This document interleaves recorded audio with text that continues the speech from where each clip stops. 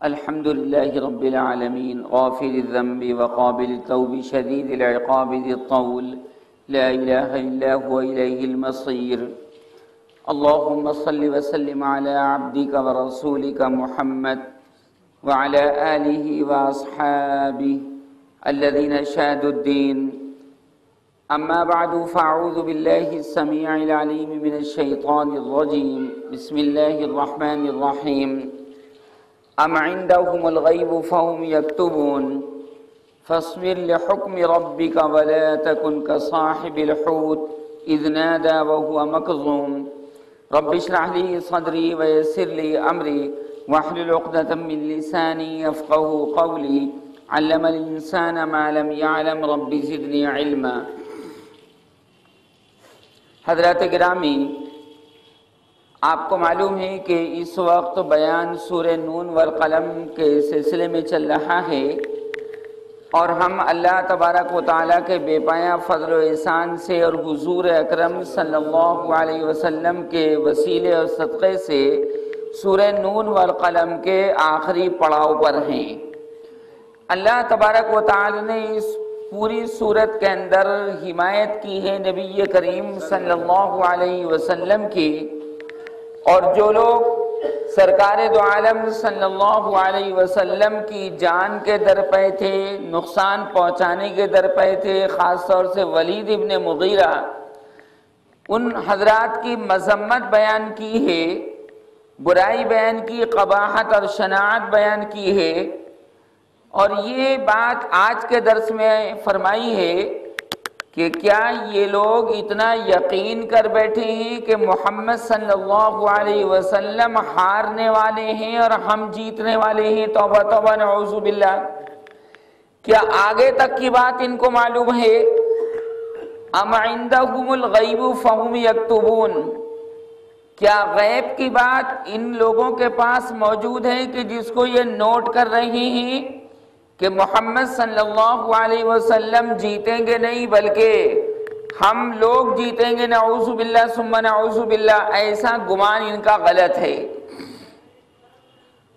اللہ تبارک و تعالیٰ بہتر جانتا ہے کہ کون جیتنے والا ہے اور کون ہارنے والا ہے۔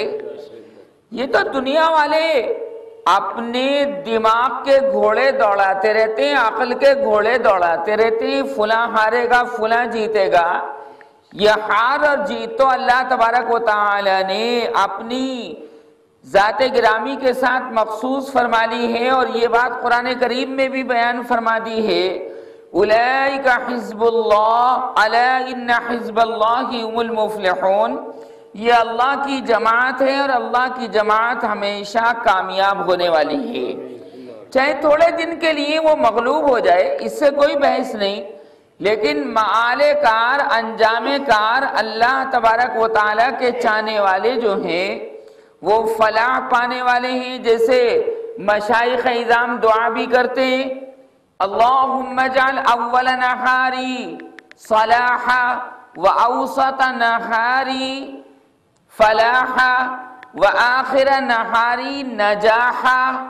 اے اللہ میرے دن کے اول حصے کو صلاح اور تقوی بنا دینا، اور بیچ والے حصے کو کامیابی کے ساتھ خاص کر لینا، اور آخر والے حصے میں پروردگار عالم تو مجھے دنیا کی بھی کامیابی دینا اور آخرت کی بھی کامیابی دینا۔ اور آخرت کی کامیابی کے اندر یہ عالم برزخ کی کامیابی بھی آ جاتی ہے، قبر کی کامیابی بھی آ جاتی ہے۔ لہذا یہ غیب کی بات جاننے والے نہیں، اللہ تبارک و تعالی نے دکھا دیا کہ محمد الرسول اللہ صلی اللہ علیہ وسلم آخر کار کامیاب ہو کر رہے، اور قدم قدم پر پروردگار عالم کے حکم سے کامیابی نے آپ کی قدم بوسی فرمائی، اور پھر آپ کے واسطے سے آپ کے شاگردوں کو، تلامذہ کو، صحابہ کرام کو فوز و فلاح اور کامیابی ملی۔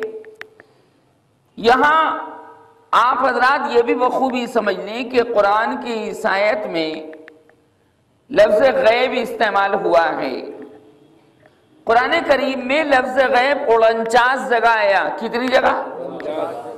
1 کم 50۔ اور سارے قرآن میں لفظ غیب کے 5 معنی ہیں. سارے قرآن میں لفظ غیب کے 5 معنی. ایک معنی ہے ایسی چیز جو شریعت کے بتائے بغیر انسان کے علم میں نہ آئے اور انسان کی طاقت اور قوت سے وہ باہر ہو. یہ پہلے معنی ہے غیب کے. شریعت کے بتائے بنا وہ چیز انسان کو معلوم نہ ہو سکے اور وہ انسان کی طاقت اور قوت سے باہر ہو. جیسے جنت غیب ہے. کیوں بھائی؟ شریعت نے بتلایا کہ جنت ہے تو ہم جنت مانتے ہیں نا، ہمیں کیا پتا تھا؟ شریعت نے بتایا کہ جہنم کوئی چیز ہے تو ہمیں معلوم ہوئی. حضور اکرم صلی اللہ علیہ وسلم کے بتائے بنا ہمیں پتہ نہیں چلا. ہماری طاقت سے باہر، اس کا علم ہم حاصل ہی نہیں کر سکتے. عذاب قبر کے بارے میں حضور اکرم صلی اللہ علیہ وسلم نے بیان فرمایا. قرآن کریم میں اس کا بیان آیا عذاب قبر کا. تو ہمیں پتہ چلا کہ واقعی مرنے کے بعد بھی جب تک قیامت قائم نہیں ہوگی، بیچ کے عالم میں، قبر کے عالم میں، برزخ کے عالم میں بھی انسان کو اچھائی اور برائی کا بدلہ ملتا ہے. یہ سرکار نے بیان فرمایا اور قرآن کریم میں اس کا ثبوت موجود ہے. اسی طرح حوض کوثر غیب کی چیز ہے، ہمیں کیا پتا؟ بھائی شریعت نے بتلایا تو ہمیں پتا چلا. پھر نہر کوثر قرآن کریم میں کہا گیا اِنَّا أَعْطَيْنَاكَ الْكَوْثَرَ. اس کے بارے میں تفصیلی گفتگو آپ حضرات کے سامنے آ چکی سورہ کوثر کی تفسیر میں. بہت سی چیزیں غیب سے تعلق رکھتی ہیں. اللہ تبارک و تعالیٰ کی ذات گرامی خود غیب ہے، ہم دنیا میں دیکھ ہی نہیں سکتے. اللہ کی مخلوقات کو دیکھ دیکھ کر ہم اللہ کا پتہ چلا سکتے ہیں. آپ گلاب کے پھول کو دیکھیں، اللہ یاد آتا ہے کہ واقعی کیسے بنایا گلاب کا پھول. اور گلاب کے پھول کے اندر بھی پروردگار عالم نے کتنے رنگ پیدا فرما دیے. گہرا سرخ ہے، گلابی رنگ ہے، پنک کلر کا ہے، سفید گلاب ہے، پیلا گلاب ہے، نارنجی گلاب ہے. کس قدر قسمیں اور ویرائٹیز اللہ تبارک و تعالی نے پیدا فرما دی. ان چیزوں کو دیکھ دیکھ کر اللہ تبارک و تعالی کی ذات گرامی سمجھ میں آتی ہے. اللہ نے فرمایا میرے بارے میں غور مت کرنا کہ میں کیسا ہوں یا میرا عرش کیسا ہے، نہ، میرے بارے میں غور کرو گے تو تباہ و برباد ہو جاؤ گے. سمجھ میں ہی نہیں آ سکتا میں.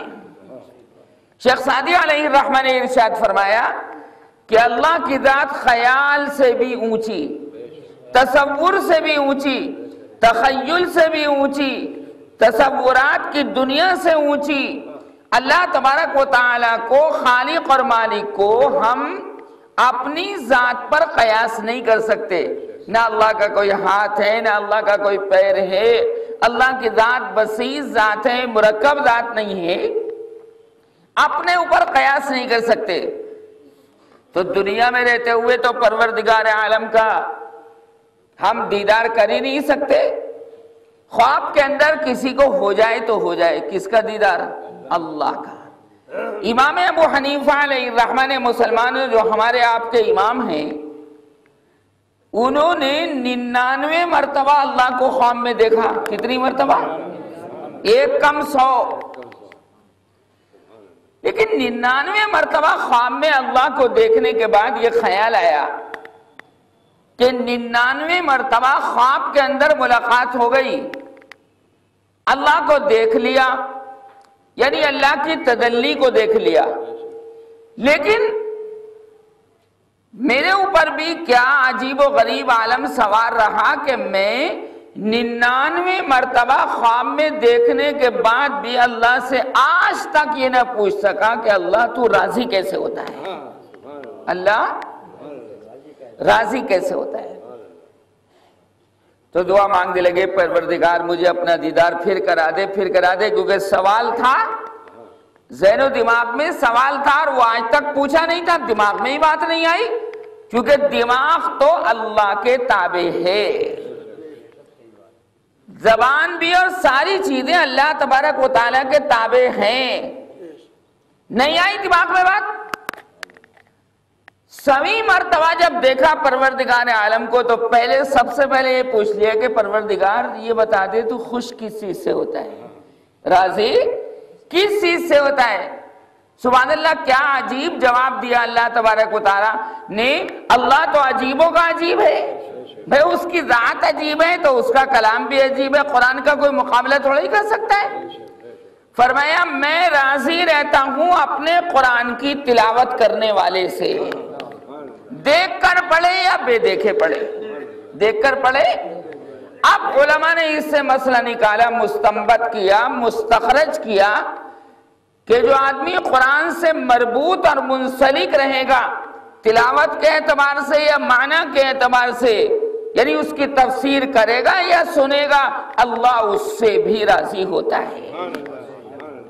یہ آپ کی مجلس قرآن ہے،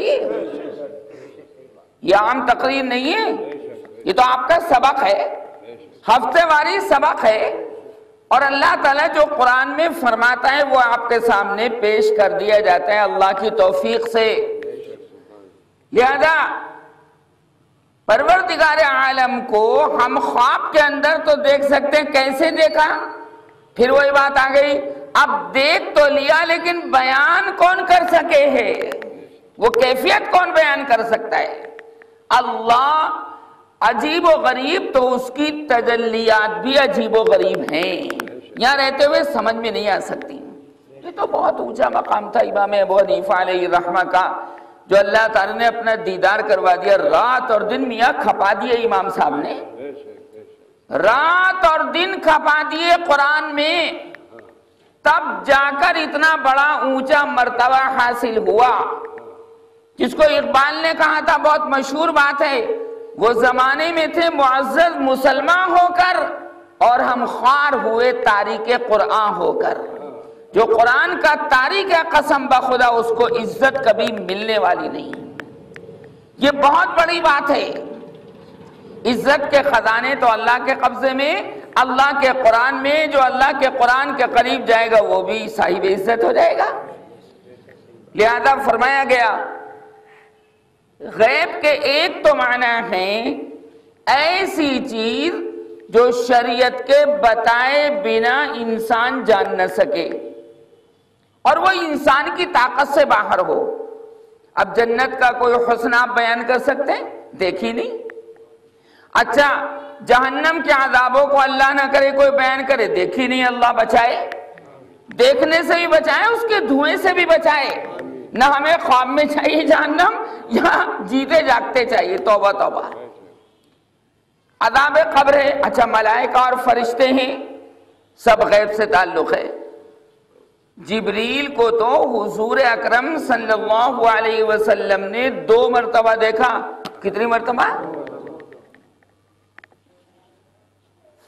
نبی کریم صلی اللہ علیہ وسلم کی روحانی طاقت، آپ کے برابر تو کسی کی روحانی طاقت ہو ہی نہیں سکتی، نہ حضرت موسیٰ کی، نہ حضرت عیسیٰ کی، نہ کوئی اور نبی مرسل کی علیہم الصلاۃ والسلام۔ لیکن 2 موقعوں پر حضور اکرم صلی اللہ علیہ وسلم نے جبریل کو دیکھا اور دونوں مرتبہ حالت دیگرگوں ہو گئی۔ کیسی ہو گئی؟ دیگرگوں، بدل گئی، طاقت نہ رکھ سکے۔ اتنا بڑا پیغمبر جس کو محمد مصطفیٰ کہتے ہیں، جس کی روحانیت لاجواب ہے، وہ جبریل کا دیدار نہ کر سکا تو اللہ کا دیدار تو وہی، ظاہر سی بات ہے، اب کیا میں کہہ سکتا ہوں۔ ایک تو غار ہرا میں، ایک تو جب قرآن اترا، ابتدائی 5 آیتیں نازل ہوئیں، اس وقت بھی آپ صلی اللہ علیہ وسلم کی حالت کیا تھی؟ اپنے آپ میں نہیں تھے، اپنے آپ میں اتنا ڈر تھا، جبریل کو دیکھ کر اتنا ڈر تھا، اور وہ بھی تنہائی۔ ارے بھائی وہاں پر کوئی بیٹھا تھوڑا ہی تھا۔ آج بھی آپ غار ہرا میں جائیں دیکھیں تنہائی ہے وہاں پر، لیکن قرآن کا نور وہاں پر آج بھی ٹپکتا ہے۔ نبی کریم صلی اللہ علیہ وسلم کا نور آج بھی جناب مترشح ہوتا ہے۔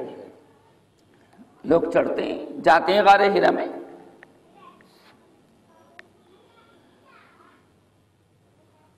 برکتیں حاصل کرتے ہیں، بڑی چڑھائی کرنی پڑتی ہے، گرنے کا خطرہ رہتا ہے۔ اندازہ لگائیے کہ آج سعودی گورنمنٹ نے اس پہاڑ کی صفائی کروا رکھی ہے، جب 1400 سال پہلے سرکار جاتے ہوں گے تو کتنے جھاڑ جھنکاڑ ہوتے ہوں گے، لیکن کیا خلوت گزینی، تنہائی۔ معلوم یہ ہوا قرآن کا تنہائی کے ساتھ بہت جوڑ ہے، قرآن کا تنہائی کے ساتھ بہت جوڑ ہے۔ تنہائی میں قرآن اترا، قرآن پڑھتے پڑھتے تنہائی میں آدمی رونے لگتا ہے، تنہائی میں بیٹھے بیٹھے آنسو نکلنے لگتے ہیں، حالت متغیر ہو جاتی ہے۔ حضور اکرم صلی اللہ علیہ وسلم نے ایک قرآن پڑھنے والے سے فرمایا، جو قرآن پڑھ رہا تھا، اور یہ بات خواب کی ہے، جیتے جاگتے کہ نہیں، آپ نے فرمایا قرآن پڑھ رہے ہو لیکن قرآن کی روح کہاں ہے؟ قرآن پاک کی روح کہاں ہے؟ اس نے کہا کہ یا رسول اللہ آپ فرما دیجئے، مجھے تو پتہ نہیں کہ قرآن پاک کی روح کیا۔ فرمایا قرآن کے الفاظ تو پڑھ رہے ہو، روح کہاں ہے؟ یعنی آنکھوں میں سے آنسو کیوں نہیں نکل رہے؟ آنکھوں میں سے آنسو، سچی بات ہے، تلاوت کا حق تو ادا کیا مشائخ نے، تلاوت کا حق ادا کیا حضرت مجدد الفسانی علیہ الرحمہ نے، تلاوت کا حق تو ادا کیا صحابہ کرام نے۔ قرآن پڑھ لیں رو رہے ہیں، قرآن پڑھ لیں رو رہے ہیں۔ جب آدمی کا دل مجلہ، مصفہ، مزکہ، مطہر، مقدس ہو جاتا ہے تو خود بخود انسان کی آنکھ رو پڑتی ہے۔ تو ایک تو معنی یہ ہوئے غیب کے، دوسرے معنی غیب کے ہیں وحی۔ کیا معنی؟ اور وحی کسے کہتی؟ اللہ کے پیغام کو، اللہ کا پیغام جو نبی کے اوپر اترتا ہے اس پیغام کو کیا بولتے ہیں؟ وحی۔ وحی کے معنی خفیہ اشارے کے ہیں، وحی کے معنی خفیہ اشارے ہوتے ہیں۔ اشاروں کی بھی زبان ہوتی ہے۔ العاقل تکفیل اشارہ، عقل مند اشارہ سمجھتا ہے، غیر عقل مند اشارہ نہیں سمجھتا۔ قرآن پاک میں اشارے ہی تو ہیں، قرآن پاک میں کیا چیزیں اشارے ہیں، تفصیلات۔ قرآن کا ماہر، قرآن کا مفسر، قرآن کا مؤول وہ بتاتا ہے۔ یہ معنی بھی ہے غیب کے۔ تیسرے معنی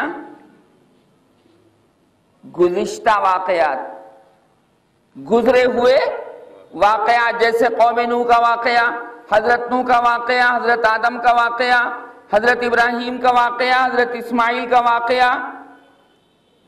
گزشتہ لوگوں کے حالات اور گزشتہ لوگوں کے واقعات کو بھی غیب کہتے ہیں۔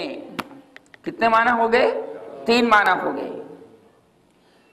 چوتھے معنی آئندہ آنے والے واقعات، آئندہ، اس معنی میں بھی لفظ غیب استعمال ہوتا ہے، جیسے جنت کے حالات، دوزخ کے حالات، کفار کے حالات، دجال کے حالات، قیامت کے حالات، سور پھونکے جانے کے حالات، یہ سب کیا ہیں؟ آ چکے یا آئیں گے؟ آئیں گے۔ کتنے معنی ہو گئے؟ 4 معنی ہو گئے۔ 5ویں معنی ہے غیب کے قرآن میں تنہائی۔ کیا معنی ہے؟ بن دیکھے۔ کیا معنی؟ اچھا میں آپ سے سوال کرتا ہوں، یہ سبق ہے، آپ بتائیے کہ اللہ تعالیٰ کو دیکھے کا ایمان پسند ہے یا بے دیکھے کا؟ بولو. بن دیکھے کا ایمان لازم ہے. بن دیکھے یقین کرنا یہ اللہ تبارک و تعالیٰ کے نزدیک لازم اور ضروری ہے. بیا دیکھ کر یار یقین کیا تو کیا یقین کیا؟ جنت کو دیکھا تب یقین کیا تو پھر ہماری بات ہی کیا ہوئی؟ پھر تم نے تو دیکھ کر یقین کیا. اس کو بولتے ہیں شریعت میں ایمان بالغیب. کیا بولتے ہیں؟ ایمان بالغیب. بے دیکھے ایمان لانا. کیوں بھائی؟ محمد الرسول اللہ صلی اللہ علیہ وسلم کو ہم نے دیکھا قرآن پاک کو تو دیکھا، لیکن حضور کو دیکھا کہ نہیں دیکھا. لیکن سینہ بسینہ نسلاً بعد نسل حضور اکرم صلی اللہ علیہ وسلم کی ذات گرامی کا ثبوت ہوتا چلا آیا.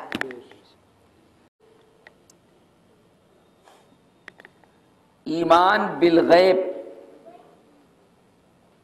بے دیکھے ایمان لانا. اب قرآن میں جو سورہ بقرہ کے اندر پہلی سورت ہے، سورہ بقرہ بڑی سورتوں میں پہلی سورت تو سورہ فاتحہ ہے. اس میں کیا کہا گیا؟ ذالک الکتاب لا ریب فیہ ھدی للمتقین الذین یؤمنون بالغیب. آ گیا بالغیب؟ آ گیا. یہاں پانچوں معنی ہو سکتے ہیں. کتنے معنی؟ جو بن دیکھے ایمان لاتے ہیں، صحیح. دوسرے معنی جو وحی پر ایمان لاتے ہیں، صحیح. جو تنہائی کے اندر بھی یقین رکھتے ہیں، یہ بھی صحیح. جو گزشتہ واقعات پر یقین رکھتے ہیں، ابراہیم کا واقعہ سچا مانتے ہیں جھوٹا مانتے ہیں؟ اسماعیل، اسحاق، یعقوب، یونس، یوسف، ہر نبی کا واقعہ سچا مانتے ہیں. پانچویں معنی آئندہ پیش آنے والے واقعات. آئندہ تمہیں موت آئے گی، آ گئی نہیں آئی، آئندہ آئے گی، یقین ہے موت کے اوپر. تم دوبارہ قبر سے اٹھا دیے جاؤ گے، یقین ہے. پھر میدان حشر میں اللہ تبارک و تعالیٰ کا سامنا ہوگا، یقین ہے. لیکن قیامت کا میدان جو اللہ تبارک و تعالیٰ کی جانب سے برپا کیا جائے گا، قائم کیا جائے گا، اللہ کے عاشقوں کے لیے کوئی بھاری نہیں ہوگا. اللہ کے عاشقوں کے لیے کیوں؟ اس لیے کہ عام آدمی تو گھبرائے گا، یہاں جاؤں وہاں جاؤں، ادھر بھاگوں ادھر بھاگوں، کہیں تو پناہ ملے.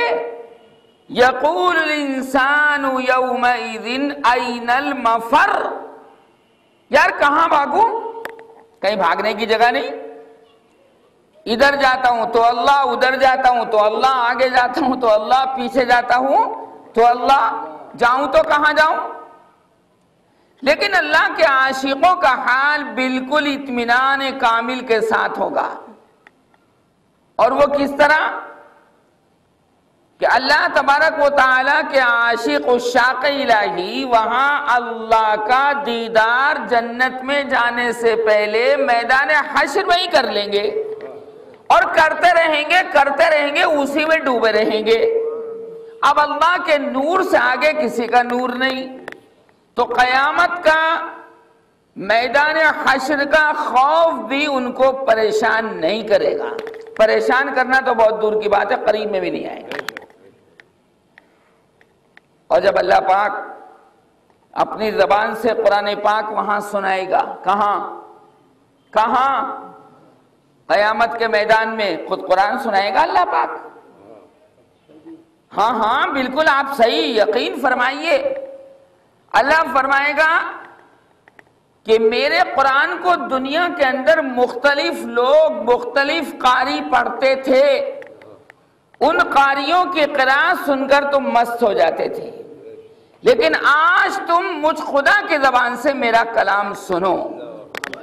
حضور اکرم صلی اللہ علیہ وسلم نے ارشاد فرمایا کہ اللہ پاک جب ایمان والوں کو میدان حشر کے اندر خود اپنی زبان سے قرآن پاک سنائے گا. جتنے سننے والے ہوں گے سب کے سب حافظ قرآن ہو جائیں گے، سب حافظ قرآن. یہ سرکار کا قول عالی شان میں نے آپ کے سامنے ذکر کیا. لیکن دنیا کے اندر جو حافظ ہوں گے ان کی قدر و منزلت اور بڑھے گی اور بڑھے گی اور بڑھے گی، کیونکہ یہ تو میاں پھوکٹ میں حافظ ہو گئے. پھوکٹ میں یہ بیچارہ رات اور دن قرآن یاد کر رہا ہے، کبھی صبح کو، کبھی شام کو، کبھی دوپہر کو. استاد نے جتنا سبق دے دیا وہ بھی سنانا، پچھلا بھی سنانا، ساتھ سبق بھی سنانا. ان حافظوں کی تو خوشی اور زیادہ بڑھ جائے گی، اللہ پاک ان کے درجے کو اور زیادہ اونچا کرے گا. تو یہ جتنے بھی غیر حافظ بیٹھے نا یہاں پر انشاءاللہ حافظ قرآن ہو جائیں گے. یقین کر کے چلیو، سارا کھیل کاہے کا ہے؟ یقین کا ہے. تو جتنے آئندہ پیش آنے والے واقعات ہوں گے، لیکن شرط یہ کہ ایمان پر خاتمہ ہو. کائے پر؟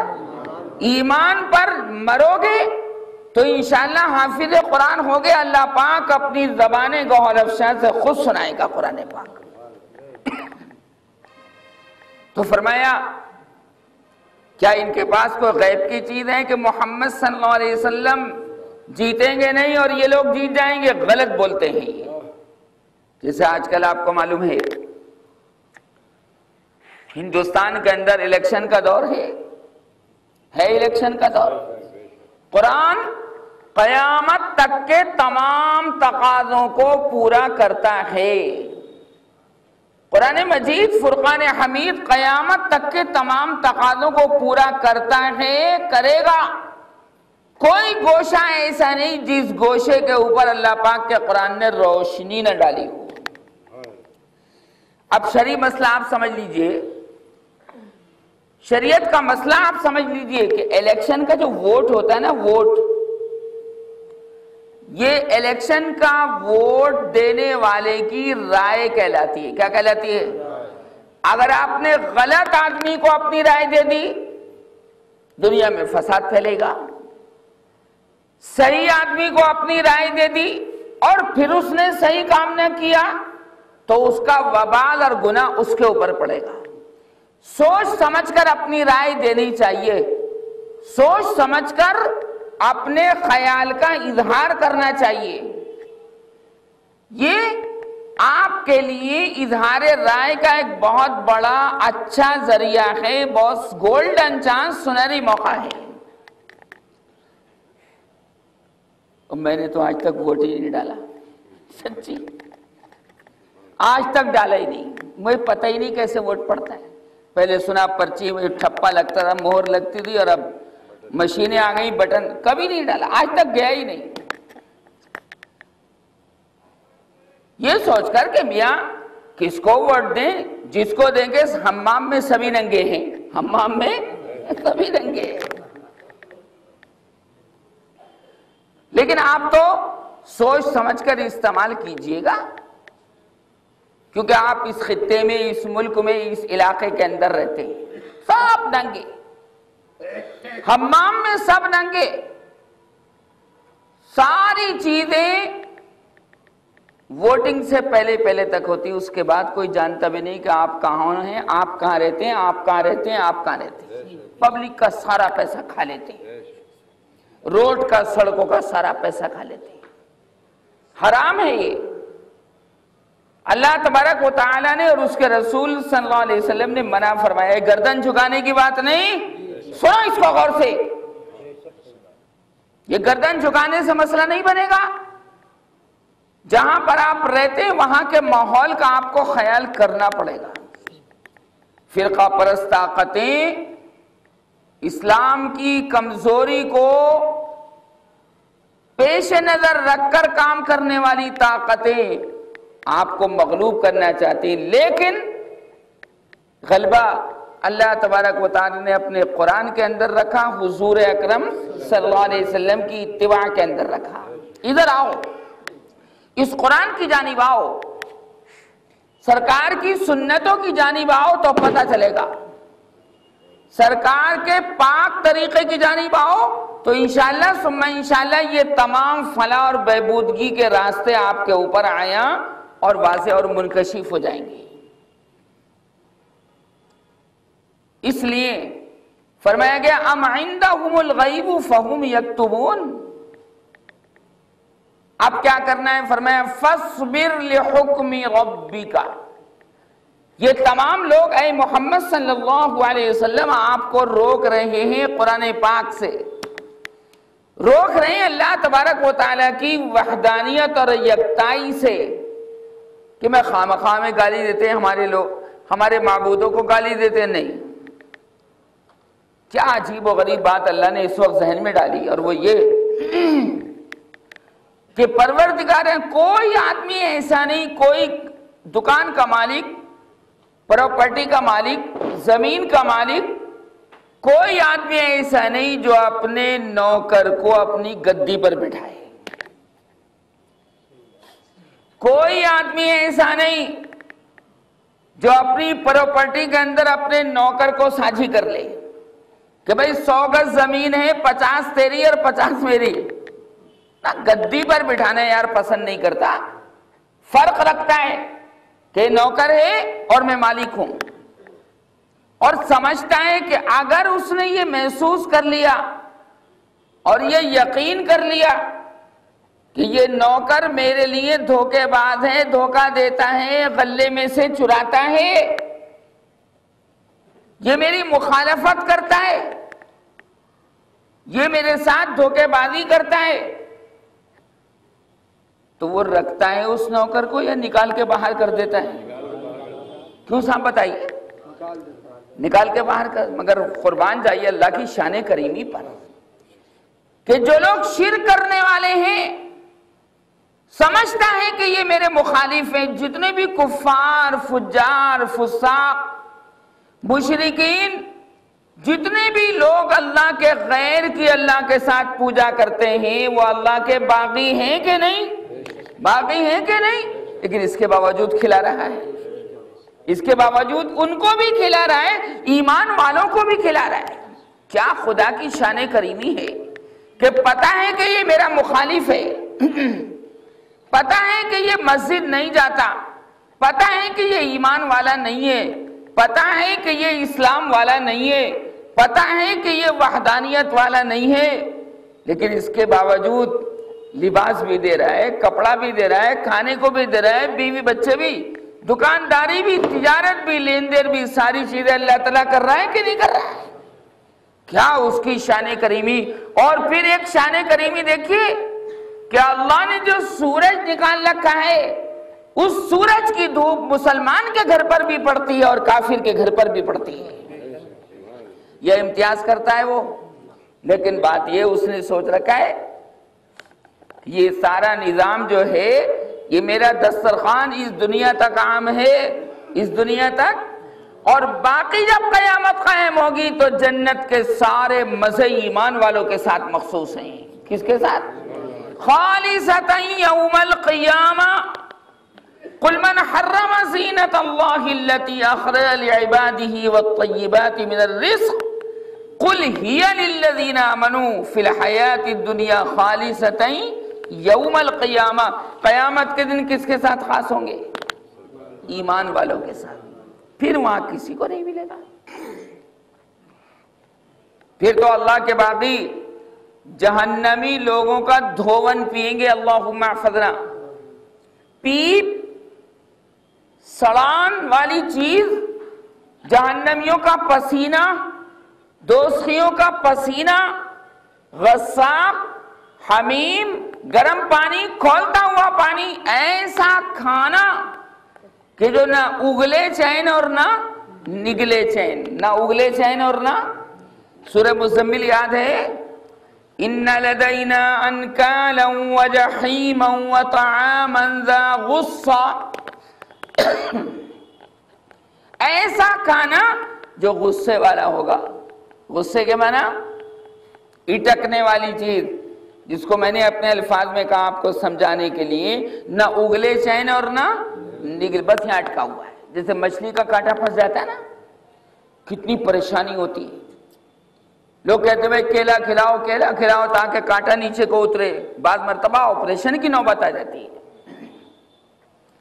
لہذا دنیا تک یہ مزے ہیں، لیکن دنیا میں بھی بے چینی ان لوگوں کے لیے ہے جو اللہ کے چاہنے والے ہیں۔ وہ تو میاں پیر پھیلا کر یار اپنی کھپریل میں اپنی جھوپڑی کے اندر سو جاتے ہیں۔ کانٹے تو مالداروں کے لیے ہیں، کس کے لیے؟ توجہ سے سننا، کس کے لیے؟ مالدار بننے کی کوشش مت کرنا، یہ انتہائی بے وقوفی ہوگی، انتہائی درجے کی بے وقوفی کہ بعض مرتبہ آدمی مالدار بننے کے لیے نمبر 2 کا کام کرتا ہے، نمبر 1 کا کام نہیں کرتا۔ یاد رکھو، مال کمانا اس وقت تک آپ کے اوپر لازم اور ضروری ہے جس مال سے آپ اپنا پیٹ پال سکیں، اپنے بچوں کا پیٹ پال سکیں، اپنی بیوی کا پیٹ پال سکیں۔ اس حد تک مال کمانا کیسا ہے؟ فرض نہیں، جائز نہیں، فرض، لازم، ضروری۔ اگر آپ نے شادی کر لی اور بیوی کو آپ کھانا نہیں کھلا رہے تو آپ بہت بڑے گنہگار ہیں، اللہم احفظنا۔ اس کی روزی روٹی اللہ نے آپ کے ذمے کر رکھی ہے کہ باہر کا کام تم دیکھو، اندر کا کام یہ عورت دیکھے گی۔ سنجیدگی والے سارے کام اللہ تبارک و تعالی نے مرد کے ساتھ مخصوص کر رکھے ہیں۔ گھر کے سارے کام اللہ تعالی نے، ہوم منسٹر کس کو بنایا؟ عورت کو بنایا، بیوی کو بنایا۔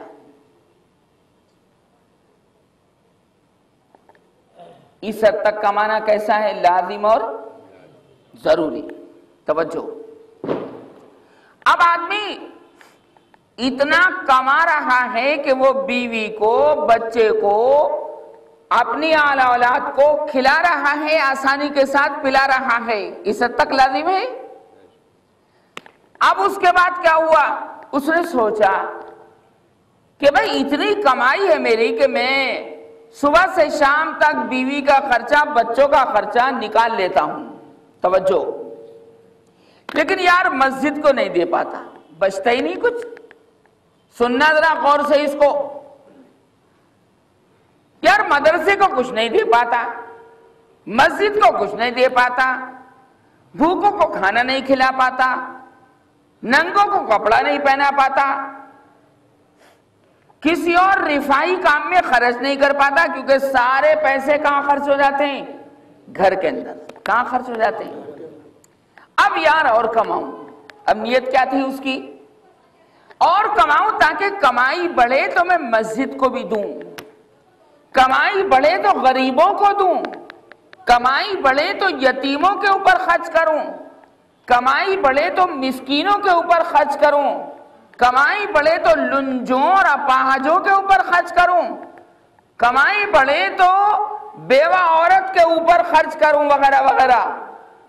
یہ اس نیت کے ساتھ اپنی کمائی کو بڑھانا مستحب ہے۔ کیا ہے؟ کیا ہے؟ مستحب کا مطلب پسندیدہ۔ یعنی کیا مطلب پسندیدہ کا؟ کہ اگر آپ اس نیت کے ساتھ آگے اپنی کمائی کو بڑھا رہے ہیں تو آپ گنہگار نہیں۔ اگر آپ اس نیت کے ساتھ کمائی کو بڑھائیں گے تو ثواب ملے گا، اور اگر نہیں کمائیں گے تو کوئی گناہ نہیں ملے گا۔ آپ سمجھ گئے واجب اور فرض اور مستحب کا فرق؟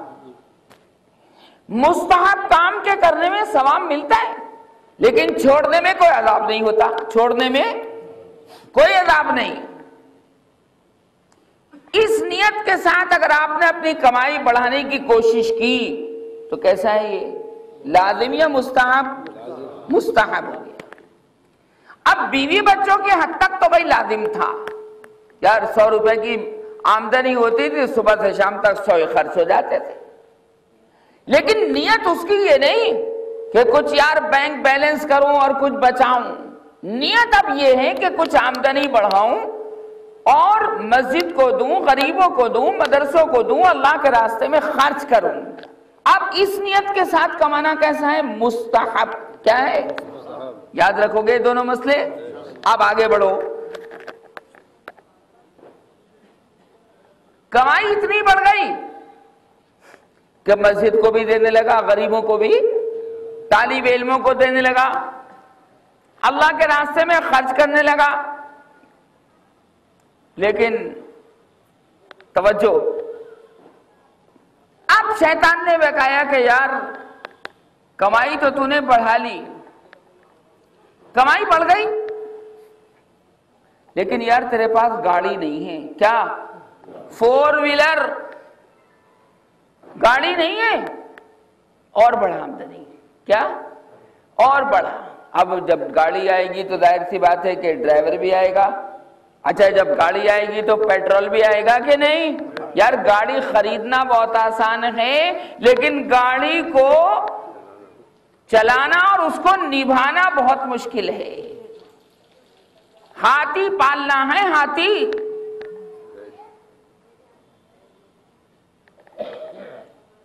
پیٹرول کا خرچہ، ڈیزل کا خرچہ، اس لیے میاں پیدل چلو، پیدل کیا، اور باقی بھائی نظام جو ہے اپنے بس وغیرہ سے، کوئی بس میں سفر کرنا کوئی عیب کی بات تھوڑی ہے، یہ ٹرین میں سفر کرنا کوئی عیب کی بات تھوڑی ہے۔ خامخواہ یار 4 ویلر کے چکر میں اور بائک کے چکر میں پڑھ کر اپنے آپ کو، اپنی نیند کو اڑا دیا۔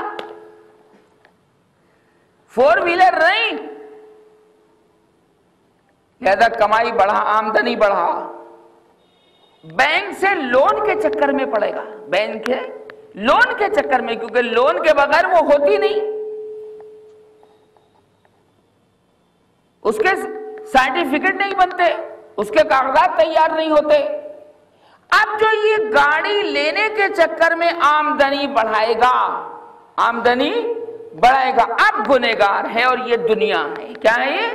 دنیا، اب گنہگار ہے۔ تو جتنی دیر، جتنا وقفہ گاڑی لینے کے چکر میں، کاروبار کے بڑھانے میں تو نے لگایا، اتنی دیر اللہ کا قرآن پڑھتا، اتنی دیر اللہ کی یاد میں لگتا، اپنی آخرت کماتا، اپنی قبر حشر کی تیاری کرتا، اپنی موت کی تیاری کرتا، یہ سوچ کر کہ پتہ نہیں اللہ کے کلام پر مروں گا، کلمے پر مروں گا، یا کفریہ جملہ میرے منہ سے نکلے گا، اللہم احفظنا کے لیے تیاری کرنا کیا ہے؟ دنیا۔ اب گنہگار ہے، یاد رکھو گے یہ مسئلہ تو آپ اپنی زندگی میں جھانک کر دیکھ لینا کہ کیا کر رہے ہو اور کیا نہیں کر رہے ہو۔ بینک بیلنس، ارے اللہ نے لڑکی دی ہے تو لڑکی کا انتظام بھی اللہ کرا دے گا، نیت تو صاف رکھ یار، کھٹا کھٹ نمبر 2 کا پیسہ جہیز دوں گا، بڑھیا لڑکی کو یہ دوں گا اور وہ دوں گا، دنیا کا سارا ساز و سامان دوں گا، بھینس بھی دوں گا، اور جناب کلر ٹی وی بھی دوں گا، اور یہ بھی دوں گا اور وہ بھی دوں گا۔ جو ماں باپ اپنی بچی کے ساتھ اس طرح کرتے ہیں، ان کی بچی کبھی خوشحال نہیں رہتی، کبھی خوشحال نہیں رہتی۔ اس کو اللہ کا قرآن سکھاؤ، اس کو نبی کریم صلی اللہ علیہ وسلم کی سنتوں کا حامل بنا دو، تو الحمدللہ پھر وہ اپنے بچوں کی بھی، کیا دیکھ رہے ہو باہر؟ کیا دیکھ رہے ہو؟ کیا اشارہ کر رہے ہو باہر؟ لہذا جب اس نیت کے ساتھ معاملہ آگے بڑھے گا تو یہ دنیا ہوگی، یہ کیا ہوگی؟ اس کے چکر میں نہیں پڑھنا ہے، اتنی دیر اللہ کا قرآن پڑھنا ہے، جنت کا اونچا درجہ لینا ہے یا چھوٹا درجہ لینا ہے؟ بعض مرتبہ شیطان یوں بہکا دیتا ہے، کیا کرو گے اونچی جنت لے کر حاجی جی، کیا کرو گے بھائی، کیا کرو گے اونچی جنت لے کر؟ حضور نے تو فرمایا صلی اللہ علیہ وسلم کہ جنت میں ایک کوڑا رکھنے کی، 1 سنٹی رکھنے کی جگہ مل جائے، دنیا کی تمام چیزوں سے بہتر ہے۔ تو میں کھڑے کھڑے کو ڈال لیجو یار جنت میں، 1 سینٹے کی جگہ مل جائے، ہاں سچی، 1 کوڑا رکھنے کی جگہ بھی مل جائے، سرکار فرماتے ہیں دنیا کی تمام چیزوں سے بہتر ہے۔ تو شیطان پہ کہتا کیا کرے گا یار، زیادہ مت کرنے کیا، 1 کوڑا ہی مل جائے بہت ہے، اسی پر بس توکل کر، اسی پر اکتفا نہ۔ سرکار نے جہاں یہ فرمایا وہاں یہ بات بھی ارشاد فرمائی کہ جب اللہ سے جنت مانگو تو جنت الفردوس مانگنا، کیا مانگنا؟ اور جنت الفردوس سب سے اونچی جنت ہے، اور جنت الفردوس میں بھی سب سے اونچی جگہ نبی کریم صلی اللہ علیہ وسلم کے ساتھ خاص ہے، ریزرویشن ہے اس کا، کس کا؟ اونچی جگہ کا، کس کے لیے؟ کس کے لیے؟ حضور اکرم اس سیٹ پر یار کوئی نہیں بیٹھ سکتا، مصطفیٰ کی سیٹ تو یار ریزرو ہے، کیا ہے؟ مخصوص ہے، اس پر تو نہ موسیٰ بیٹھیں گے، نہ عیسیٰ بیٹھیں گے، نہ ابراہیم، نہ اسماعیل، نہ عیسیٰ۔ فرمایا اگر میرا پڑوس لینا ہے، مصطفیٰ کا پڑوس لینا ہے، تو اللہ سے جنت الفردوس کا سوال کرنا، تاکہ تم آسانی سے میرے ساتھ میرے پاس آ سکو اور جا سکو اور بیٹھ سکو اور جنت میں میرا میٹھا میٹھا کلام سن سکو۔ بس اللہ پاک مجھے بھی عمل کی توفیق عطا فرمائے اور آپ حضرات کو بھی۔ وآخر دعوانا ان الحمد للہ رب العالمین۔